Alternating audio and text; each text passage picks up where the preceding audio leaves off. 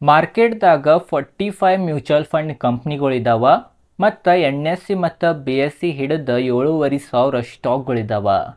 ಅದ ಕಾರಣ ಇನ್ವೆಸ್ಟರ್ಸ್ಗೆ ಯಾವ ಥರ ಅವ್ರದ್ದು ಪೋರ್ಟ್ಫೋಲಿಯೋನ ಬಿಲ್ಡ್ ಮಾಡ್ಬೇಕಂತ ಗೊತ್ತಾಗಂಗಿಲ್ಲ.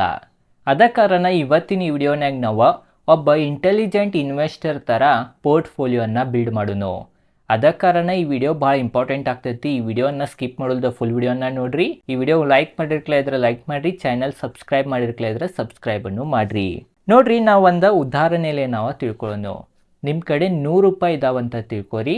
ಈಗ ಈ 100 ರೂಪಾಯಿನ ನಾವು ಎಲ್ಲ ಅಸೆಟ್ನಾಗ ಹೂಡಿಕೆ ಮಾಡ್ಬೇಕು, ಡೈವರ್ಸಿಫೈನು ಮಾಡ್ಬೇಕ್ರಿ. 100 ರೂಪಾಯಿ ಇದಾವಂತ ಸಿಕ್ಕಿದ ಕಂಪ್ನಿದಾಗ ಸಿಕ್ಕಿದ ಮ್ಯೂಚುವಲ್ ಫಂಡ್ನಾಗ ನೀವೇನ್ರೆ ಹೂಡಿಕೆ ಮಾಡಿರಂತಂದ್ರೆ ನಿಮಗೆ ಭಾಳ ನಷ್ಟ ಆಗೋದು. ಆ ಕಂಪ್ನಿ ಏನ್ರೆ ಮುನಿಗಿತ್ತ, ಆ ಮ್ಯೂಚುವಲ್ ಫಂಡ್ ಏನ್ರೆ ಒಳ್ಳೆ ರಿಟರ್ನ್ ಕೊಡಲಿಲ್ಲ ಅಂತಂದ್ರೆ ನಿಮ್ಮ 100 ರೂಪಾಯಿನೂ ಎಲ್ಲ ಮುನಿಗೆ ಹೋತ್ಲ ರೀ. ಅದ ಕಾರಣ ನಾವು ಫಸ್ಟ್ ಏನು ಮಾಡ್ಬೇಕಂತಂದ್ರೆ, ಅಥವಾ ಒಬ್ಬ ಒಳ್ಳೆ ಇಂಟೆಲಿಜೆಂಟ್ ಇನ್ವೆಸ್ಟರ್ ಫಸ್ಟ್ ಏನು ಮಾಡ್ತಾನಂತಂದ್ರೆ ಆ 100 ರೂಪಾಯಿನ ಎಲ್ಲ ಅಸೆಟ್ನಾಗ ಹೂಡಿಕೆ ಮಾಡ್ತಾನೆ, ಡೈವರ್ಸಿಫೈ ಮಾಡ್ತಾನೆ. ಡೈವರ್ಸಿಫೈ ಮಾಡೋದ್ರಿಂದ ಏನು ಬೆನಿಫಿಟ್ ಅಂತಂದ್ರೆ, ಮಾರುಕಟ್ಟೆ ಕುಸಿತಂದ್ರೂ ನಿಮಗೆ ಹೆಚ್ಚು ನಷ್ಟ ಆಗಂಗಿಲ್ಲ, ಮತ್ತು ಏರಿತಂತಂದ್ರೂ ಒಂದು ಒಳ್ಳೆ ರಿಟರ್ನ್ ನಿಮಗೆ ಸಿಗ್ತೈತಿ. ಅದ ಕಾರಣ ಡೈವರ್ಸಿಫೈ ಇಂಪಾರ್ಟೆಂಟ್. ಬಟ್ ಯಾವ ಥರ ಡೈವರ್ಸಿಫೈ ಮಾಡ್ಬೇಕಂತ ಈಗ ಈ 100 ರೂಪಾಯಿ ಉದಾಹರಣೆಯಲ್ಲಿ ನಾವು ತಿಳ್ಕೊಳ್ಳೋಣ. ನೋಡ್ರಿ, ನಿಮ್ಮ ಕಡೆ 100 ರೂಪೀಸ್ ಇದಾವಂತಂದ್ರೆ 60 ರೂಪೀಸ್ ಇಂಡಿಯನ್ ಸ್ಟಾಕ್ ಮಾರ್ಕೆಟ್ದಾಗ ಹೂಡಿಕೆ ಮಾಡ್ಬೇಕಾ, ಮತ್ತು 20% ಅಥವಾ 20 ರೂಪಾಯಿ 100 ರೂಪಾಯಿದಾಗಿಂದ 20 ರೂಪಾಯಿ ಗೋಲ್ಡ್ನಾಗ ಹೂಡಿಕೆ ಮಾಡ್ಬೇಕಾ, ಮತ್ತು ಉಳಿದಿದ್ದ 20 ರೂಪಾಯಿ ಗ್ಲೋಬಲ್ ಮಾರ್ಕೆಟ್ದಾಗ ಹೂಡಿಕೆ ಮಾಡ್ಬೇಕಾ, ಬೇರೆ ದೇಶದ ಸ್ಟಾಕ್ ಮಾರ್ಕೆಟ್ದಾಗ ಹೂಡಿಕೆ ಮಾಡ್ಬೇಕಾ. ಬರೀ ಈಗ ಫಸ್ಟ್ ನಾವೇನು ತಿಳ್ಕೊಳ್ಳೋದಂತಂದ್ರೆ, ಯಾಕೆ 20 ರೂಪಾಯಿ 20 ರೂಪೀಸ್ ನಾವು ಗೋಲ್ಡ್ನಾಗ ಹೂಡಿಕೆ ಮಾಡ್ಬೇಕಾ, ಅದರಲ್ಲಿ ಯಾವ ಥರ ನಮಗೆ ಲಾಭ ಆಗ್ತೈತಿ, ಅದರಿಂದ ಮೇನ್ ಏನು ಸೈಕಾಲಜಿ ಐತಿ, ಏನು ಅದರಿಂದ ಟೆಕ್ನಿಕ್ ಐತಂತ ಅದ್ರ ಬಗ್ಗೆ ತಿಳ್ಕೊಳ್ಳೋಣ. ಈಗ ನೋಡ್ರಿ, ಗೋಲ್ಡ್ನಾಗ 20% ಹೂಡಿಕೆ ಮಾಡೋದ್ರಿಂದ ಒಂದೇ ಮೇನ್ ಏನಂತಂದ್ರೆ ಹೆಜ್ಜಿಂಗ್ ಆಗ್ತೈತಿ. ಮಾರುಕಟ್ಟೆ ಸ್ಟಾಕ್ ಮಾರ್ಕೆಟ್ ಕುಸಿತಂತಂದ್ರೆ ಗೋಲ್ಡ್ ಯಾವಾಗನೂ ಇರ್ತೈತಿ. ಸದ್ಯ ಈ ಯುದ್ಧಗೆ ಆ ಕೆಲಸ ಮಾಡುವತ್ರಿ, ಇರಾನ್ ಮತ್ತು US ಇದು ಯುದ್ಧ ಸ್ಟಾರ್ಟ್ ಆಗೈತಿ. ಈ ಯುದ್ಧನಾಗ ಗೋಲ್ಡನ್ನು ಬೀಳತೈತಿ, ಸ್ಟಾಕ್ ಮಾರ್ಕೆಟನ್ನು ಬೀಳತೈತಿ. ಬಟ್ ಈ ಒಂದು ಪರಿಸ್ಥಿತಿನಾಗನೇ ಈ ಥರ ಆಗತೈತ್ರಿ. ನಾವು ಮೊದ್ಲಿನೂ ಎಲ್ಲ ಇತಿಹಾಸ ತೆಗೆದು ನೋಡ್ರೆ ಯಾವಾಗನ್ನು ಸ್ಟಾಕ್ ಮಾರ್ಕೆಟ್ ಕುಸಿತಂತಂದ್ರೆ ಗೋಲ್ಡ್ ಏರೇ ಇರ್ತೈತಿ. ಅದು ಈ ಯುದ್ಧಗೆ ಎದಕ್ಕೆ ಏರ್ವಾತಂತಂದ್ರೆ ಆಲ್ರೆಡಿ ಗೋಲ್ಡ್ ಭಾಳ ಏರೈತಿ, ಭಾಳ ರಿಟರ್ನ್ ಕೊಟ್ಟೈತಿ, ಮ್ಯಾಸಿವ್ ರಿಟರ್ನ್ ಕೊಟ್ಟೈತಿ. ಅದ ಕಾರಣನೂ ಈಗ ಏರ್ವಾತಂತನ ಅನ್ಬೋದ. ನೋಡ್ರಿ, ಗೋಲ್ಡ್ದಾಗ ಯಾಕೆ ಇನ್ವೆಸ್ಟ್ ಮಾಡ್ಬೇಕು, ಅದರಿಂದ ಕಾರಣಗಳೇನು, ಯಾಕೆ 20% ನಮ್ಮ ಟೋಟಲ್ ಪೋರ್ಟ್ಫೋಲಿಯೋದ ಗೋಲ್ಡ್ನ ಹೂಡಿಕೆ ಮಾಡ್ಬೇಕಂತ ಈಗ ತಿಳ್ಕೊಳ್ಳೋಣ. 20 ರಿಂದ 25 ವರ್ಷದ ನಾವು ಇತಿಹಾಸ ತೆಗೆದು ನೋಡ್ರೆ 10 ರಿಂದ 14% ಗೋಲ್ಡ್ ಸಾಮಾನ್ಯವಾಗಿ ಹೂಡಿಕೆದಾರರಿಗೆ ರಿಟರ್ನ್ ಕೊಟ್ಟೈತಿ. ಅದ ಕಾರಣ ಸೇಮ್ ನಿಫ್ಟಿ 50 ಥರನ ಇದು ಸಹ ರಿಟರ್ನ್ ಕೊಟ್ಟೈತ್ರಿ. ನಿಫ್ಟಿ 50ನೂ 14 ರಿಂದ 15% ಕೊಡ್ತೈತಿ, ಇದು 10 ರಿಂದ 14% ಕೊಟ್ಟೈತಿ. ಆಲ್ಮೋಸ್ಟ್ ರಿಟರ್ನ್ ಎರಡದು ಸೇಮನ್ ಐತಿ. ಬಟ್ ನಿಫ್ಟಿ 50ಅನ್ನು ಕಂಪೇರ್ ಮಾಡ್ರೆ ಗೋಲ್ಡ್ ಯಾಕೆ ಒಳ್ಳೇದಂತಂದ್ರೆ, ಮಾರ್ಕೆಟ್ ಏನೈತಿ, ಸ್ಟಾಕ್ ಮಾರ್ಕೆಟ್ ಏನೈತದ ಭಾಳ ವಲ್ಟೈಲ್ ಇರ್ತೈತಿ. ಒಮ್ಮೆ ಯಾವುದು ಸುದ್ದಿ ಬಂತಂದ್ರೆ ಒಮ್ಮೆ ಕುಸಿತೈತಿ, ಒಮ್ಮೆ ಯಾವುದ್ರೆ ಒಳ್ಳೆ ಸುದ್ದಿ ಬಂದ್ರೆ ಒಮ್ಮೆ ಇರ್ತೈತಿ, ಭಾಳ ಏರಿಳಿತವನ್ನು ತೋರಿಸ್ತೈತಿ. ಬಟ್ ಗೋಲ್ಡ್ ಭಾಳ ಏರಿಳಿತವನ್ನು ತೋರಿಸಂಗಿಲ್ಲ. ಅದ ಕಾರಣನೂ ಸೇಮ್ ನಿಫ್ಟಿ 50 ಅಷ್ಟೇನ ರಿಟರ್ನ್ ಸಿಗ್ತೈತಿ, ಲಾರ್ಜ್ ಕ್ಯಾಪ್ ಅಷ್ಟೇನ ರಿಟರ್ನ್ ಸಿಗ್ತೈತಿ. ಬಟ್ ವಲ್ಟಾಲಿಟಿನೂ ಕಡಿಮೆ ಇರ್ತೈತಿ ಮಾರುಕಟ್ಟೆಗಿಂತ. ಅದ ಕಾರಣ 20% ನಮ್ಮದು ಓವರ್ ಆಲ್ ಪೋರ್ಟ್ಫೋಲಿಯೋದ ಗೋಲ್ಡ್ನಾಗ ಹೂಡಿಕೆ ಮಾಡ್ಬೇಕಂತ ಎಕ್ಸ್ಪರ್ಟ್ಗಳು ತಿಳಿಸ್ತಾರೆ. ಮತ್ತು ಇಂಟೆಲಿಜೆಂಟ್ ಇನ್ವೆಸ್ಟರ್ಸ್ ಅದ ಒಂದು ಥಿಯರಿಯನ್ನು ಫಾಲೋ ಮಾಡ್ತಾರಂತ ನಾವು ಅನ್ಬೋದು. ಮತ್ತೊಂದು ಏನು ಒಳ್ಳೇದಂತಂದ್ರೆ, ಆಲ್ರೆಡಿ ಹೆಜ್ಜ್ ಆಗ್ತೈತಿ. ಮಾರುಕಟ್ಟೆ ಬಿತ್ತಂತಂದ್ರೆ ಗೋಲ್ಡ್ನಾಗ ನಿಮಗೆ ಲಾಭ ಆಗ್ತೈತಿ, ಅದಕ್ಕೆ ಕಾರಣ ರಿಸ್ಕನ್ನು ನಿಮ್ದು ಕಡಿಮೆ ಆಗ್ತೈತಿ. ಮತ್ತೊಂದನ್ನು ಉದಾಹರಣೆ ನಾವು ತೊಗೋಬೇಕಂತಂದ್ರೆ 2008. 2008ನಾಗೆ ಏನು ಗ್ಲೋಬಲ್ ಕ್ರೈಸಿಸ್ ಬಂದಿತ್ತು, ಏನು ಲೆಮನ್ ಬ್ರದರ್ಸ್ ಕ್ರ್ಯಾಶ್ ಬಂದಿತ್ತು, ಮಾರುಕಟ್ಟೆ ಜಗತ್ತದ್ದು ಎಲ್ಲ ಕುಸಿದಿದ್ದು. ಆ ಟೈಮ್ನಾಗ ಗೋಲ್ಡ್ 25%ದಿಂದ 29% ರಿಟರ್ನ್ ಕೊಟ್ಟೈತಿ. ಬಟ್ ಭಾರತದ ಸ್ಟಾಕ್ ಮಾರ್ಕೆಟ್ ಅದ ವರ್ಷನಾಗನ 38% ಕುಸಿದೈತಿ ಅಥವಾ ಕ್ರ್ಯಾಶ್ ಆಗೈತೆ ಅಂತ ನಾವು ಅನ್ಬೋದು. ಅದ ಕಾರಣ ಕುಸಿತದ ಸಮಯದಾಗ ನಮಗೆ ಗೋಲ್ಡ್ ಉಳಿಸ್ತೈತಿ. ಆ ಒಂದು ಕಾರಣದಿಂದ ಓವರ್ ಆಲ್ 100% ಪೋರ್ಟ್ಫೋಲಿಯೋದ 20% ಗೋಲ್ಡ್ನಾಗಿರ್ಬೇಕಂತ ನಾವು ಅಂತೀವಿ. ಮತ್ತೊಂದು ಏನಂತಂದ್ರೆ, ಗೋಲ್ಡ್ ಯಾವಾಗನ್ನು ಕೆಟ್ಟ ಸಮಯದಾಗ ಇರ್ತೈತನ್ನಿ. ಕೆಟ್ಟ ಸಮಯದಾಗ ಗೋಲ್ಡ್ ಇರೋಣ ಮಾರುಕಟ್ಟೆ ಡೌನ್ ಇರ್ತೈತ್ರಿ. ಅದ ಕಾರಣ ಯಾವಾಗನ್ನು ಈ ಥರ ಕೆಟ್ಟ ಪರಿಸ್ಥಿತಿನಾಗ ಗೋಲ್ಡ್ ಆಲ್ ಟೈಮ್ ಹೈ ಕಡೆ ಏನು ಟ್ರೇಡ್ ಆಗ್ತಿರ್ತೈತಿ, ಅವಾಗ ಹಣವನ್ನು ತಕ್ಕೊಂಡ ಮಾರುಕಟ್ಟೆ ನಮಗೆ ಕಡಿಮೆ ವ್ಯಾಲ್ಯೂಯೇಷನ್ನಾಗ ಸಿಗ್ತೈತೆ. ಅದ ಪರಿಸ್ಥಿತಿನಾಗ, ಕೆಟ್ಟ ಪರಿಸ್ಥಿತಿನಾಗ ಆ ಗೋಲ್ಡ್ ಹಣ ತಕ್ಕೊಂಡ ಮಾರುಕಟ್ಟೆನಾಗ ನಾವು ಹೂಡಿಕೆ ಮಾಡ್ಬೇಕು. ಈ ಥರ ಮಾಡೋದ್ರಿಂದ ನೀವು ಎಕ್ಸ್ಪೋನೆನ್ಷಿಯಲಿ ನಿಮ್ಮ ರಿಟರ್ನ್ಸ್ಗಳನ್ನು ಏರಿಸ್ಬೋದು. ನೀವು ಎಕ್ಸ್ಪೋನೆನ್ಷಿಯಲಿ ಏನು 14 ರಿಂದ 15 ಸಿಗ್ತಿತ್ತ ಅದನ್ನು ಏರಿಸಿ 18 ರಿಂದ 20% ನೀವು ಒಯ್ಬೋದು. ಅದ ಕಾರಣ ಈ ಸ್ಟ್ರಾಟಜಿಯನ್ನು ಭಾಳ ದೊಡ್ಡ ದೊಡ್ಡ ಹೂಡಿಕೆದಾರರು ಫಾಲೋ ಮಾಡ್ತಾರೆ. ಅದ ಕಾರಣನೂ ಈಗನೂ ಅನ್ಬೋದು ನಾವು ಗೋಲ್ಡ್ನಾಗ ಏನು ಸೆಲ್ಲಿಂಗ್ ಬರತೈತಿ ಕರೆಂಟ್ US ಮತ್ತು ಇರಾನ್ ಯುದ್ಧದಿಂದ. ಆ ಸೆಲ್ಲಿಂಗ್ ಎದಕ್ಕೆ ಬರತೈತೆ ಅಂತಂದ್ರೆ ಭಾಳ ದೊಡ್ಡ ದೊಡ್ಡ ಇನ್ವೆಸ್ಟರ್ಸ್ ಗೋಲ್ಡ್ ಏನು ಆಲ್ರೆಡಿ ಭಾಳ ಇರಿತ್ತ ಭಾಳ ರಿಟರ್ನ್ ಕೊಟ್ಟಿತ್ತು ಅದ್ರಾಗಿಂದ ಹಣವನ್ನು ತಕ್ಕೊಂತ ಮಾರುಕಟ್ಟೆನ ಈ ಹೂಡಿಕೆ ಮಾಡತ್ತಾರ. ಯಾಕಂತಂದ್ರೆ ಮಾರುಕಟ್ಟೆ ಈಗ ಅವ್ರಿಗೆ ಕಡಿಮೆ ವ್ಯಾಲ್ಯೂಯೇಷನ್ ಸಿಗತೈತೆ ಅಂತ ನಾವು ಅನ್ಬೋದು. ಅದ ಕಾರಣ ಈ ಥರನೂ ನೀವು ಹಣವನ್ನು ಎಲ್ಲ ಕಡೆ ಗೋಲ್ಡ್ದಿಂದ ತಕ್ಕೊಂಡು ಮಾರುಕಟ್ಟೆನೇ ಹಾಕ್ಬೋದ ಮತ್ತು ಮಾರುಕಟ್ಟೆ ಇರೋಣ ಮಾರುಕಟ್ಟೆದ ಏನು ರೊಕ್ಕನ ತಕ್ಕೊಂಡು ಹಣವನ್ನು ತಕ್ಕೊಂಡು ಮತ್ತು ಗೋಲ್ಡ್ನ ಹೂಡಿಕೆ ಮಾಡ್ಬೋದ. ಈ ಥರ ಹಣವನ್ನು ರೋಟೇಟ್ ಮಾಡಿನೂ ಸಹ ನೀವು ಒಳ್ಳೆ ರಿಟರ್ನನ್ನು ಗಳಿಸ್ಬೋದು ಅಂತ ನಮಗೆ ಈ ಒಂದು ಡೇಟಾಲೇನು ಗುರ್ತಾಗ್ತೈತಿ. ಅದ ಕಾರಣ ಈಗ ನಿಮಗೆ ಗುರ್ತಾಗಿರ್ಬೋದ ಯಾಕೆ ನಿಮ್ಮ ಪೋರ್ಟ್ಫೋಲಿಯೋನಾಗ 20% ಗೋಲ್ಡ್ ಇರಬೇಕಂತ. ಬರೀ ಈಗೇನು ತಿಳ್ಕೊಂಡಂತಂದ್ರೆ ಇನ್ನು 20% ಏನು ಗ್ಲೋಬಲ್ ಮಾರ್ಕೆಟ್ದಾಗ ಹಾಕಬೇಕನ್ನಿ, ಬೇರೆ ದೇಶದ ವಿದೇಶನಾಗ ಏನು ಹೂಡಿಕೆ ಮಾಡ್ಬೇಕನ್ನಿ, ಅದ್ರ ಬಗ್ಗೆ ಈಗ ತಿಳ್ಕೊಳ್ಳೋಣ. ನೋಡ್ರಿ 20% ಏನು ಫಾರಿನ್ನಾಗ ಹೂಡಿಕೆ ಮಾಡಂತನ್ನಿ, ಅದು ಫಾರಿನ್ಗಿಂತನೂ ಪರ್ಟಿಕ್ಯುಲರ್ US ಮಾರ್ಕೆಟ್ದಾಗನ ಹೂಡಿಕೆ ಮಾಡೋದು ಬೆಸ್ಟ್ ಇದು 20% ಅಂತ ಎಲ್ಲ ಎಕ್ಸ್ಪರ್ಟ್ಗಳು ನಮಗೆ ತಿಳಿಸ್ತಾರೆ. ಮತ್ತು ಭಾರತದ ದೊಡ್ಡ ದೊಡ್ಡ ಹೂಡಿಕೆದಾರರನ್ನು ಇದೇ ಸ್ಟ್ರಾಟಜಿಯನ್ನು ಭಾಳ ಬಳಸ್ತಾರಂತ ನಾವು ಅನ್ಬೋದು. ಅದರಿಂದ ಕಾರಣಗಳನ್ನು ಏನಂತ ಈಗ ತಿಳ್ಕೊಳ್ಳೋಣ. ನೋಡ್ರಿ ಒಂದೇ ಮೇನ್ ಕಾರಣ ಏನಂತಂದ್ರೆ ಪರ್ಟಿಕ್ಯುಲರ್ ಗ್ಲೋಬಲ್ ಮಾರ್ಕೆಟ್ ಅಂದರೆ US ಮಾರ್ಕೆಟ್ದಾಗನೇ ಯಾಕೆ ದೊಡ್ಡ ದೊಡ್ಡ ಹೂಡಿಕೆದಾರರು ಹೂಡಿಕೆ ಮಾಡ್ತಾರಂತಂದ್ರೆ ಅದರಿಂದ ಮೇನ್ ಕಾರಣ US ಕಂಪ್ನಿಗಳು ನಾವು ಬಳಸ್ತೇವೆ ಅದ್ರ ಬಗ್ಗೆ ನಮಗೆ ಗುರ್ತೈತಿ. ನೀವು ಆ್ಯಪಲ್ ಫೋನನ್ನು ಯೂಸ್ ಮಾಡ್ತಿರ್ಬೋದು, ಅದ ಕಾರಣ ಆ್ಯಪಲ್ ಕಂಪ್ನಿ ನಿಮಗೆ ಗುರ್ತೈತಿ. ನೀವು ಈಗ ಇದು ವಿಡಿಯೋ ನೋಡತ್ತೀರಿ ಯೂಟ್ಯೂಬ್ನಾಗ, ಯೂಟ್ಯೂಬನ್ನು ಸಹ US ಅದನ್ನ ಕಂಪ್ನಿ ಗೂಗಲ್ದವ್ರದನ್ನ ಗೂಗಲ್ ಯೂಸ್ ಮಾಡ್ತೀರಿ, ChatGPT ಯೂಸ್ ಮಾಡ್ತೀರಿ, ಜೆಮಿನೈ ಯೂಸ್ ಮಾಡ್ತೀರಿ. ಅದ ಕಾರಣ ಇವೆಲ್ಲ ಕಂಪ್ನಿಗಳನ್ನು ನಾವು ಬಳಸೋದ್ರಿಂದ ಅವು ಕಂಪ್ನಿಗಳ ಬಗ್ಗೆ ನಮಗೆ ಗುರ್ತಿರೋ ಕಾರಣ US ಮಾರ್ಕೆಟ್ದಾಗನ ಭಾಳ ಹೂಡಿಕೆ ಮಾಡೋಕ್ಕೆ ಪ್ರೆಫರ್ ಪಡ್ತಾರೆ. ಗ್ಲೋಬಲ್ ಮಾರ್ಕೆಟ್ ಅಂದರೆ ಎಲ್ಲರೂ US ಮಾರ್ಕೆಟ್ದಾಗನ ಹೂಡಿಕೆ ಮಾಡ್ತಾರೆ ಅಂತ ನಾವು ಅನ್ಬೋದು. ಅದ ಕಾರಣ ಈ 20% ಗ್ಲೋಬಲ್ ಮಾರ್ಕೆಟ್ದಾಗ ಹೂಡಿಕೆ ಮಾಡೋಕ್ಕಿಂತನೂ US ಮಾರ್ಕೆಟ್ದಾಗನ ಹೂಡಿಕೆ ಮಾಡ್ಬೇಕಂತನೂ ನಮಗೆ ತಿಳಿಸ್ತಾರಂತ ಇವೆಲ್ಲ ಡೇಟಾಲೇನೋ ಗುರ್ತಾಗ್ತೈತಿ. ಮತ್ತೊಂದನ್ನು ಯಾಕೆ US ಮಾರ್ಕೆಟ್ದಾಗನ ಹೂಡಿಕೆ ಮಾಡ್ಬೇಕಂತಂದ್ರೆ USದ ಡಾಲರ ಸ್ಟ್ರಾಂಗ್ ಇರೋದ್ರಿಂದ. US ಕರೆನ್ಸಿ ಡಾಲರ್ ಎಲ್ಲ ದೇಶದ ಕರೆನ್ಸಿಗಿಂತ ಪವರ್ಫುಲ್ ಐತಿ, ಸ್ಟ್ರಾಂಗ್ ಐತಿ. ಅದ ಕಾರಣನೂ ನಾವು US ಮಾರ್ಕೆಟ್ದಾಗ ನಮ್ಮ 20% ಓವರ್ ಆಲ್ ಪೋರ್ಟ್ಫೋಲಿಯೋದ 20% ಹೂಡಿಕೆ ಮಾಡ್ಬೇಕಂತ ನಮಗೆ ಈ ಒಂದು ಡೇಟಾಲೇನು ಗುರ್ತಾಗ್ತೈತಿ. ಮತ್ತೊಂದನೇ ಎಲ್ಲಕ್ಕಿಂತ ಒಳ್ಳೇದೇನಂತಂದ್ರೆ ಏನು ನಮ್ಮ ರುಪೀಸ್ ಐತಿ ಡಾಲರ್ ವಿರುದ್ಧ ಅದ್ರದ್ದು ವ್ಯಾಲ್ಯೂವನ್ನು ಕಳ್ಕೊಂತ ಹೋಗ್ತೈತ್ರಿ. ಪ್ರತಿ ವರ್ಷ ನಾವು ಎವರೇಜ್ ತೆಗೆದ್ರೆ 3% ಡಾಲರ್ ವಿರುದ್ಧ ರುಪೀಸ್ ಅದ್ರದ್ದು ವ್ಯಾಲ್ಯೂವನ್ನು ಕಳ್ಕೊತೈತಿ, ವೀಕ್ ಆಗ್ತೈತೆ ಅಂತ ನಾವು ಅನ್ಬೋದು. ಅದ ಕಾರಣ ಓವರ್ ಆಲ್ ನಿಮ್ಮ ಪೋರ್ಟ್ಫೋಲಿಯೋದ 20% ಏನ್ರಿ ನೀವು US ಮಾರ್ಕೆಟ್ನಾಗ ಹೂಡಿಕೆ ಮಾಡಿರಂತಂದ್ರೆ ಅದೇನು 3% ಡೌನ್ ಆಗ್ತೈತೆ ನಮ್ಮ ರುಪೀಸ್, ಅದನ್ನು ನೀವು ಹೆಡ್ಜ್ ಮಾಡ್ದಂಗೆ ಆಗ್ತೈತೆ ಅಂತ ನಾವು ಅನ್ಬೋದು.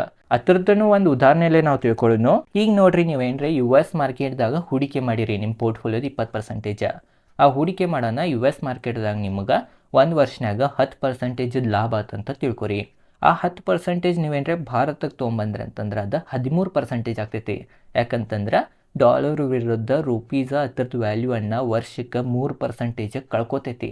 ಅದ ಕಾರಣ ಆ ಡೈರೆಕ್ಟ್ ಬೆನಿಫಿಟ್ ನಿಮಗೆ ಡೈರೆಕ್ಟ್ US ಮಾರ್ಕೆಟ್ದಾಗ ಹೂಡಿಕೆ ಮಾಡೋದ್ರಿಂದ ಸಿಗ್ತೈತೆ ಅಂತ ನಾವು ಅನ್ಬೋದು. ಅದ್ರಾಗನು ಮತ್ತೊಂದು ಏನಂತಂದ್ರೆ ನೀವು AI ಕಂಪ್ನಿಗಳಿದ್ದಾವೆ ಎಲ್ಲಕ್ಕಿಂತ ಹೆಚ್ಚು US ಇದ್ದಾವೆ. ಭಾರತದ್ದು ಏನು IT ಕಂಪ್ನಿಗಳಿದ್ದಾವೆ ಅವು ಇನ್ನು ಹೆಚ್ಚು AIನಾಗ ಕೆಲಸ ಮಾಡೋಳು. ಅದ ಕಾರಣ ಭಾರತದಾಗ ನಿಮಗೆ ಹೂಡಿಕೆ ಮಾಡೋಕೆ ಆಪ್ಷನ್ ಇಲ್ಲ AI ಕಂಪ್ನಿಗಳ್ನಾಗ. ಬಟ್ ನಿಮ್ಗೆ US ಮಾರ್ಕೆಟ್ದಾಗ ಹೂಡಿಕೆ ಮಾಡೋ ಆಪ್ಷನ್ನ ಸಿಗ್ತೈತೆ. ಯಾಕಂತಂದ್ರೆ US ಮಾರ್ಕೆಟ್ದಾಗನ ಭಾಳ AI ಕಂಪ್ನಿಗಳಿದ್ದಾವೆ. ಅದ ಕಾರಣನೂ ಈ ಒಂದು ಏನು ಸೆಕ್ಟರಲ್ ಥೀಮ್ ಐತಿ ಆ ಪರ್ಟಿಕ್ಯುಲರ್ ಸೆಕ್ಟರಲ್ ಥೀಮ್ದಾಗೂ ನೀವು ಹಣವನ್ನು ಗಳಿಸ್ಬೇಕಂತಂದ್ರೆ ನೀವು ಡೈರೆಕ್ಟ್ US ಮಾರ್ಕೆಟ್ದಾಗ ಹೂಡಿಕೆ ಮಾಡಿ ಗಳಿಸ್ಬೋದು. ಆ ಬೆನಿಫಿಟ್ಟು ನಮಗೆ ಈ ಒಂದು 20% ನಮ್ಮ ಓವರ್ ಆಲ್ ಪೋರ್ಟ್ಫೋಲಿಯೋದ US ಮಾರ್ಕೆಟ್ನ ಹೂಡಿಕೆ ಮಾಡೋದ್ರಿಂದ ಸಿಗ್ತೈತೆ ಅಂತ ನಾವು ಅನ್ಬೋದು. ಈಗ ನಿಮ್ಮ ತಲೆ ಕ್ವಶನ್ ಇರ್ಬೋದು, ಯಾವ ಥರ ನಾವು US ಮಾರ್ಕೆಟ್ದಾಗ ಹೂಡಿಕೆ ಮಾಡ್ಬೋದಂತ. ಹೋದ ವಿಡಿಯೋನು ಏನು ನಾ ಮಾಡಿದ್ನಿ ಅದ್ರಾಗೂ ಭಾಳ ಜನ ನನಗೆ ಕೇಳಿರ. ನೋಡಿರಿ, ಇದು ಯಾವುದು ಬಾಯ್ ಸೆಲ್ ರಿಕಮೆಂಡೇಷನ್ ಇಲ್ಲ. ನಾ personally SEBI register research analyst ಅಥವಾ ಫೈನಾನ್ಷಿಯಲ್ ಅಡ್ವೈಸರ್ನೂ ಇಲ್ಲ. ಇದು ಬರೀ ಎಜುಕೇಷನ್ ಪರ್ಪಸ್ ಸಂಬಂಧ ಐತಿ. ಇದು ಒಂದು ETF ಬಗ್ಗೆ ಹೇಳಾಮಿದ್ದೇನೆ. ಇದು ಯಾವುದು ಬಾಯ್ ಸೆಲ್ ರೆಕಮೆಂಡೇಷನ್ ಇಲ್ಲ ಮತ್ತು ಇದು ಯಾವುದು ಸ್ಪಾನ್ಸರ್ನೂ ಇಲ್ಲ. ಈ ETF ಅನ್ನು ಹೋಗಿ ಸ್ಟಡಿ ಮಾಡಿರಿ. ಇದೇ ಥರ ನಿಮಗೆ ಭಾಳ ETF ಸಿಗ್ತಾವೆ. ಗೂಗಲ್ನೇ ಹೋಗಿ ಸ್ವಲ್ಪ ಸರ್ಚ್ ಮಾಡಿರಿ, ಸ್ವಲ್ಪ ಕಷ್ಟಪಡ್ರಿ ಅಂದ್ರೇ ರೊಕ್ಕ ಆಗ್ತಾವೆ. ಆದ್ರೂ ಒಂದು ETF ಹೆಸರು ಹೇಳ್ತೇನೆ, ನನಗೆ ಪರ್ಸ್ನಲಿ ಗುರ್ತೈತೆ. ಅದೇನಂತಂದ್ರೆ ಮೋತಿಲಾಲ್ ಓಸ್ವಾಲ್ ಅವ್ರದ್ದು NASDAQ 100 ಅಂತ ಒಂದು ETF ಐತಿ. ಆ ETF ನೀವೇನಾರ ಹೂಡಿಕೆ ಮಾಡ್ರೆ ಅದು ಡೈರೆಕ್ಟ್ USದ NASDAQ ಇಂಡೆಕ್ಸ್ನಾಗನೇ ಹೂಡಿಕೆ ಮಾಡ್ತೈತಿ. ಆ ಥರನೂ ನೀವು ಹೂಡಿಕೆ ಮಾಡ್ಬೋದು. ಪರ್ಸ್ನಲಿ ನನಗೆ ಅನ್ನಿಸ್ತೈತಿ ಡೈರೆಕ್ಟ್ ಇನ್ನು ಝೀರೋದಾದು ಥರವ್ರು ಇದ್ದಾರೆ ಡೈರೆಕ್ಟ್ US ಮಾರ್ಕೆಟ್ದು ಕಂಪ್ನಿಗಳ್ನಾಗನೇ ಹೂಡಿಕೆ ಮಾಡೋದ. ಬಟ್ ಅದೆಲ್ಲ ಭಾಳ ಕಾಂಪ್ಲಿಕೇಟೆಡ್ ಆಗ್ತೈತಿ, ಭಾಳ ಕಷ್ಟಪಡಬೇಕಾಗ್ತೈತಿ. ಯಾಕಂತಂದ್ರೆ ಒಂದು ಕಂಪ್ನಿ ಸ್ಟಡಿ ಮಾಡೋದು, ಅದು US ಕಂಪ್ನಿ ಸ್ಟಡಿ ಮಾಡೋದು ಭಾಳ ಕಠಿಣ ಆಗ್ತೈತಿ. ಬಟ್ ಈ ಥರ ಒಂದು ನ್ಯಾಸ್ಡ್ಯಾಕ್ ಅಂತೇನು ಇಂಡೆಕ್ಸ್ ಐತಿ US ಏನು IT ಇಂಡೆಕ್ಸೂ ಅಂತೇವೆ ನಾವು, ಅದಕ್ಕೆ ಆ ಥರ ಏನರ ಹೂಡಿಕೆ ಮಾಡ್ರೆ ಡೈರೆಕ್ಟ್ ಎಲ್ಲ ಕಂಪ್ನಿಗಳ್ನೇ ಸ್ವಲ್ಪ ಹಣ ಹೋಗ್ಬಿಡ್ತೈತಿ.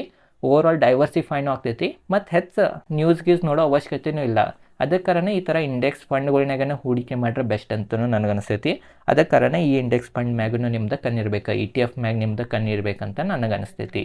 ಮತ್ತೊಂದು ಏನಂತಂದರೆ, ಯಾಕೆ ಚೀನಾ ಮಾರ್ಕೆಟ್ ಬೇಡ? ದೊಡ್ಡ ವಿಜಯ್ ಕೇಡಿ ಅವರದ್ದು ಚೀನಾ ಮಾರ್ಕೆಟ್ದಾಗ ಅದು ಹೂಡಿಕೆ ಮಾಡತ್ತಾರಂತ 6-7 ತಿಂಗಳಿಂದ ಭಾಳ ಸುದ್ದಿಗಳು ಬರತ್ತಿದ್ದು. ಅದಕ್ಕೆ ಕಾರಣ ಯಾಕೆ ಚೀನಾ ಮಾರ್ಕೆಟ್ದಾಗ ಹೂಡಿಕೆ ಮಾಡಬಾರ್ದು ಅಂತಲೂ ನಿಮ್ಮ ತಲೆ ಕ್ವಶನ್ ಇರ್ಬೋದು. ನೋಡಿರಿ, ಚೀನಾ ಮಾರ್ಕೆಟ್ದಾಗ ಯಾಕೆ ಹೂಡಿಕೆ ಮಾಡಬಾರ್ದು ಅಂತಂದ್ರೆ, ಒಂದೇ ಮೇನ್ ಏನಂತಂದ್ರೆ ಅಲ್ಲಿ ಡಿಕ್ಟೇಟರ್ಶಿಪ್ ಐತಿ. 100 ವರ್ಷ ಆತ ಅಲ್ಲಿ ವೋಟಿಂಗ್ ಆಗಿಲ್ಲ, ಎಲೆಕ್ಷನ್ ಆಗಿಲ್ಲ, ಒಬ್ಬ ವ್ಯಕ್ತಿ ಇದ್ದಾನಲ್ಲಿ. ಮತ್ತು ಅವ್ರು ಯಾವಾಗೂ ಕಡಿಮೆ ಮಾರ್ಜಿನ್ನಾಗ ಕೆಲಸ ಮಾಡ್ತಾರೆ. ಯಾವಾಗೂ ಒಂದು ಕಂಪ್ನಿ ಕಡಿಮೆ ಮಾರ್ಜಿನ್ನಾಗ ಕೆಲಸ ಮಾಡಿತ್ತಂತಂದ್ರೆ ಅವಾಗ ಕಂಪ್ನಿ ಓನರ್ ಹಣ ಗಳಿಸ್ತಾನೆ, ದೇಶನಾಗ ಕಂಪ್ನಿದ ಹೆಸರನ್ನು ಆಗ್ತೈತಿ, ಬಟ್ ಆ ಹೂಡಿಕೆದಾರರು ಗಳಿಸಂಗಿಲ್ಲ. ಅದಕ್ಕೆ ಕಾರಣ ಅಲ್ಲಿ ಮಾರ್ಜಿನ್ ಕಡಿಮೆ ಇರೋ ಕಾರಣ ಇನ್ವೆಸ್ಟರ್ಸ್ಗೆ ಒಳ್ಳೆ ರಿಟರ್ನ್ ಸಿಗಂಗಿಲ್ಲ. ಮತ್ತು ಚೀನಾದ ನಾವು ಹಿಸ್ಟೋರಿಕಲ್ ರಿಟರ್ನನ್ನು ತೆಗೆದು ನೋಡ್ರೆ, US ಡಾಲರ್ ಟ್ರಂಪ್ಸ್ನಾಗ ನಾವು ಏನ್ರೇ ತೆಗೆದು ಅಂತಂದ್ರೆ ಚೀನಾ ಮಾರ್ಕೆಟ್ಗಿಂತ ಭಾರತದ ಮಾರುಕಟ್ಟೆನ ಒಳ್ಳೆ ಪರ್ಫಾರ್ಮೆನ್ಸ್ ತೋರಿಸೈತಿ. ಮತ್ತು China market already second largest economy ಐತಿ, ದೊಡ್ಡದೈತಿ. ಅದಕ್ಕೆ ಕಾರಣ ಅದು ಫಸ್ಟ್ ಮುಟ್ಬೇಕಂದ್ರೆ ಭಾಳ ಕಠಿಣ ಐತಿ. ಬಟ್ ಭಾರತ ಇನ್ನು 4ನೇ 5ನೇ ಎಕನಾಮಿ ಐತ್ರಿ. ಈ ದಿನ ಬರೀ 3ನೇ ಮತ್ತು 2ನೇ ತಲುಪಿದ್ರನ ರಗಡ್ ರೊಕ್ಕ ಆಗ್ತವೆ. 2ನೇ ತಲುಪಾಕನ $22 ಟ್ರಿಲಿಯನ್ GDP ಏನ್ರೇ ಬೇಕು ನಮ್ಗೆ. ಈಗ ನಾವು ಇದೇವಿ 4.5ರಿಂದ 5 ಸಮೀಪ ಟ್ರೇಡ್ ಆಗತ್ತೇವಿ. ಅದಕ್ಕೆ ಕಾರಣ ಭಾರತ 5ರಿಂದ 22 ತಲುಪಬೇಕಂತಂದ್ರೆ ಇನ್ನೂ ಭಾಳ ಪೊಟೆನ್ಷಿಯಲ್ ಐತಿ, ಗ್ರೋತದ ಪೊಟೆನ್ಷಿಯಲ್ ಐತಿ. ಅದಕ್ಕೆ ಕಾರಣ ಚೀನಾ ಮಾರ್ಕೆಟ್ ಆಗಲಿ ಬೇರೆ ಎಮರ್ಜಿಂಗ್ ಮಾರ್ಕೆಟ್ಗಳಿಗಿಂತ US ಮಾರ್ಕೆಟ್ದಾಗನೇ 20% ನಿಮ್ಮ ಪೋರ್ಟ್ಫೋಲಿಯೋದ ಅಮೌಂಟ್ ಹೂಡಿಕೆ ಮಾಡೋದನ್ನು ಒಳ್ಳೇದಂತ ಎಕ್ಸ್ಪರ್ಟ್ಗಳು ನಮಗೆ ತಿಳಿಸ್ತಾರೆ. ಅದನ್ನು ನಾನು ನಿಮಗೆ ತಿಳಿಸತ್ತೀನಿ. ಇದ್ರ ಬಗ್ಗೆನೂ ನಿಮಗೆ ಗುರ್ತ ಇರ್ಬೋದು ಅಂತ ನನಗೆ ಅನಿಸ್ತೈತಿ. ಮತ್ತೊಂದು ಏನಂತಂದ್ರೆ, ಲಾಸ್ಟಿಗೆ 60% ಭಾರತದ ಸ್ಟಾಕ್ ಮಾರ್ಕೆಟ್ದಾಗ ನೀವು ಹೂಡಿಕೆ ಮಾಡ್ಬೇಕು. ಆ 60% ಯಾವ ಥರ ಅಂತಂದ್ರೆ, ಲಾರ್ಜ್ ಕ್ಯಾಪ್ನಾಗ 20% ಇರಬೇಕಾ, ಮತ್ತು ಮಿಡ್ ಕ್ಯಾಪ್ನಾಗ 20% ಇರಬೇಕಾ, ಮತ್ತು ಸ್ಮಾಲ್ ಕ್ಯಾಪ್ನಾಗ 20 ಇರಬೇಕಾ. ಎಲ್ಲ ವೀಕ್ಷಕರೇ ಸೇಮ್ ಇರಬೇಕು. ಯಾಕೆ ಸೇಮ್ ಇರಬೇಕಂತಂದ್ರೆ, ಈ ಥರ ಎಲ್ಲ ಲಾರ್ಜ್ ಕ್ಯಾಪ್ನಾಗೂ 20 ಕರೆಕ್ಟ್ ಅಮೌಂಟ್ ಹೂಡಿಕೆ ಮಾಡಿರಿ, ಮತ್ತು ಮಿಡ್ ಕ್ಯಾಪ್ನಾಗೂ ಅಷ್ಟೇ ಹೂಡಿಕೆ ಮಾಡಿರಿ, ಮತ್ತು ಸ್ಮಾಲ್ ಕ್ಯಾಪ್ನಾಗೂ ಸೇಮನ್ನು ಹೂಡಿಕೆ ಮಾಡಿರಿ ಅಂತಂದ್ರೆ ಅದರಲ್ಲಿ ಏನು ಬೆನಿಫಿಟ್ ಸಿಗ್ತೈತೆ ಅಂತ ಎಕ್ಸ್ಪರ್ಟ್ಗಳು ನಮ್ಗೆ ತಿಳಿಸ್ತಾರಂತಂದ್ರೆ, ರಿಸ್ಕ್ ಕಡಿಮೆ ಆಗ್ತೈತಂತ್ರಿ. ಎಲ್ಲ ಥರನಾಗ ಸೇಮ್ ಹೂಡಿಕೆ ಮಾಡೋದ್ರಿಂದ ಲಾರ್ಜ್ ಕ್ಯಾಪ್ ಅಷ್ಟು ರಿಸ್ಕ್ ಆಗ್ತೈತಿ. ಮಾರ್ಕೆಟ್ನಾಗ ರಿಸ್ಕ್ ಇದ್ದೇ ಇರ್ತೈತಿ, ನಿಮಗೆ ಗೊತ್ತಿರ್ಬೇಕು. ಆದ್ರೂ ಸಹ ನಾವು ಯಾವಷ್ಟು ಕಡಿಮೆ ಮಾಡ್ತೇವೆ ಅಷ್ಟು ಒಳ್ಳೇದು.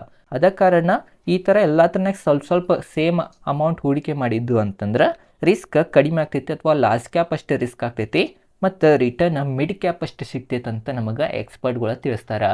ಅದಕ್ಕೆ ಕಾರಣ ಇದ್ರ ಬಗ್ಗೆನೂ ನಿಮಗೆ ಗೊತ್ತಿರ್ಬೇಕು. ಅದಕ್ಕೆ ಕಾರಣ ಎಲ್ಲ ಥರನಾಗ ಸೇಮ್ ಹೂಡಿಕೆ ಮಾಡಿರಿ. ಮತ್ತೊಂದು ಏನಂತಂದ್ರೆ, ಸ್ಮಾಲ್ ಕ್ಯಾಪ್ನಾಗ ಹೆಚ್ಚು ಹೂಡಿಕೆ ಮಾಡ್ರೆ ನಮಗೆ ರಿಟರ್ನ್ ಭಾಳ ಒಳ್ಳೇದು ಸಿಗ್ತೈತೆ ಅಂತಾರೆ. ಆ ಥರ ಸಿಗ್ಬೋದೂ ರೀ. ಬಟ್ ಲಾಂಗ್ ಟರ್ಮ್ ನಾವು ಡೇಟಾ ತೆಗೆದು ನೋಡ್ರೆ ಸ್ಮಾಲ್ ಕ್ಯಾಪ್ಗಿಂತ ಮಿಡ್ ಕ್ಯಾಪನ್ನು ಭಾಳ ಪರ್ಫಾರ್ಮ್ ಮಾಡೈತ್ರಿ, ಒಳ್ಳೆ ಪರ್ಫಾರ್ಮ್ ಮಾಡೈತಿ. ಅದಕ್ಕೆ ಕಾರಣ ಎಲ್ಲ ಥರನಾಗ ಹೂಡಿಕೆ ಮಾಡಿ ಮೂರ್ಖನೂ ಆಗಬಾರ್ದು. ಸ್ವಲ್ಪನಾಗ ಎಲ್ಲ ಕಡೆ ಇದ್ದು ಅಂತಂದ್ರೆ ಫ್ಯೂಚರ್ನಾಗ ಸ್ವಲ್ಪ ರಿಟರ್ನ್ ಬೇರೆದವ್ರಿಗಿಂತ ಕಡಿಮೆ ಸಿಗ್ಬೋದು, ಬಟ್ ರಿಸ್ಕ್ ಫ್ರೀ ಸಿಗ್ತೈತಿ, ಅಥವಾ ಕಡಿಮೆ ರಿಸ್ಕ್ದಾಗ ನಮಗೆ ಸಿಗ್ತೈತೆ ಅಂತ ನಾವು ಅನ್ಬೋದು. ರಿಸ್ಕ್ ಫ್ರೀರೇ ಮಾರುಕಟ್ಟೆನೇ ಇರಂಗಿಲ್ಲ, ಇದು ನಿಮಗೆ ಗೊತ್ತಿರ್ಬೇಕು. ರಿಸ್ಕ್ ಫ್ರೀ ಇರ್ತೈತಿ, ರಿಸ್ಕ ಇಲ್ಲ 10% ಕೊಡ್ತೇನೆ ಇದು ಕೊಡ್ತೇನೆ ಅಂತ ಎಲ್ಲರೂ ಹುಚ್ಚು ಮಾಡಿ ಹೋಗ್ತಾರೆ. ಅದ ಕಾರಣ ಈ ಥರ ತಪ್ಪು ಮಾಡಬೇಡ್ರಿ. ಯಾವಾಗನೇ ಯಾರೂ ರಿಸ್ಕ್ ಇಲ್ಲದೆ ಹಣ ಕೊಡತ್ತಾರಂತಂದ್ರೆ ವಿಚಾರ ಮಾಡ್ಬೇಕು, ನೀವು ಯೋಚನೆ ಮಾಡ್ಬೇಕು. ಬ್ಯಾಂಕ್ ಬಿಟ್ಟರೆ FDದವ್ರು ಬಿಟ್ಟರೆ ಯಾರೂ ಕೊಡಂಗಿಲ್ಲ. ಅದಕ್ಕೆ ಕಾರಣ ಯಾವಾಗನ್ನೂ ರಿಸ್ಕ್ ಇರತೈತೆ, ಇದು ನಿಮಗೆ ಗೊತ್ತಿರಬೇಕು. ಬಟ್ ಯಾವ ಥರ ರಿಸ್ಕ್ ಮ್ಯಾನೇಜ್ ಮಾಡ್ತೇವೆ ಅನ್ನೋದನ್ನು ಭಾಳ ಇಂಪಾರ್ಟೆಂಟ್, ಅದು ನಿಮಗೆ ತಿಳಿಸೀನಿ. ಈ ಥರ ಭಾರತದ ಮಾರುಕಟ್ಟೆನಾಗೂ ಸ್ವಲ್ಪ ಇರೋದ್ರಿಂದ ನೀವು ಹಣವನ್ನು ಗಳಿಸ್ಬೋದು, ಅಥವಾ ನಿಮ್ದು ಒಳ್ಳೆ ರಿಟರ್ನ್ ಸಿಗ್ಬೋದು ನಿಮಗಂತ ನಮಗೆ ಅನಿಸ್ತೈತಿ. ಈ ಥರ ಭಾರತದ ಮಾರುಕಟ್ಟೆದಾಗೂ ನಿಮ್ದು 60% ನಿಮ್ಮ ಪೋರ್ಟ್ಫೋಲಿಯೋದ ಹಣ ಏನ್ರಿ ಹೂಡಿಕೆ ಮಾಡ್ರೆ ನಿಮ್ಗೆ ಒಳ್ಳೆ ರಿಟರ್ನ್ ಫ್ಯೂಚರ್ನಾಗ ಸಿಗ್ಬೋದು ಅಂತ ನಮಗೆ ಎಕ್ಸ್ಪರ್ಟ್ಗಳು ತಿಳಿಸ್ತಾರೆ. ಓವರ್ ಆಲ್ ಇದೈತೆ ಈ ವಿಡಿಯೋನಾಗ ನಿಮಗೆ ಗೊತ್ತಾ ಇರ್ಬೋದು ಯಾವ ಥರ ಒಬ್ಬ ಇಂಟೆಲಿಜೆಂಟ್ ಇನ್ವೆಸ್ಟರ್ ಥರ ಪೋರ್ಟ್ಫೋಲಿಯೋ ಬಿಲ್ಡ್ ಮಾಡಿದ್ದು ಅಂತ. ಮತ್ತು ಯಾವುದು ಕೆಟ್ಟ ಪರಿಸ್ಥಿತಿ ಬಂದ್ರೆ ನಿಮಗೆ ನಷ್ಟ ಕಡಿಮೆ ಆಗ್ತೈತಿ. ಅದ ಕಾರಣ ನಿಮಗೇನು ಅನ್ಸಿತ್ತ ಇದೇನು ಪೋರ್ಟ್ಫೋಲಿಯೋ ಬಿಲ್ಡಿಂಗ್ನಾಗ ನಾನು ನಿಮಗೆ ತಿಳಿಸೀನಿ, ಇದ್ರ ಬಗ್ಗೆ ನಿಮಗೇನು ಅನ್ಸಿತ್ತು ಅಂತ ಕಮೆಂಟ್ ಸೆಕ್ಷನ್ನಾಗ ನಿಮ್ದು ಅಭಿಪ್ರಾಯ ಕೊಡ್ರಿ. ಇದೈತಿ ಇವತ್ತಿನ ವಿಡಿಯೋ. ಇದೇ ಥರ ಸ್ಟಾಕ್ ಮಾರ್ಕೆಟ್ ರಿಲೇಟೆಡ್ ವಿಡಿಯೋಗಳು ಮಾಡ್ತಿರ್ತೇನೆ. ಇದೇ ಥರ ಮತ್ತು ನಾಳೆ ವಿಡಿಯೋನಾಗ ಮತ್ತೆ ಭೇಟಿಯಾಗೋಣ. ಧನ್ಯವಾದಗಳು.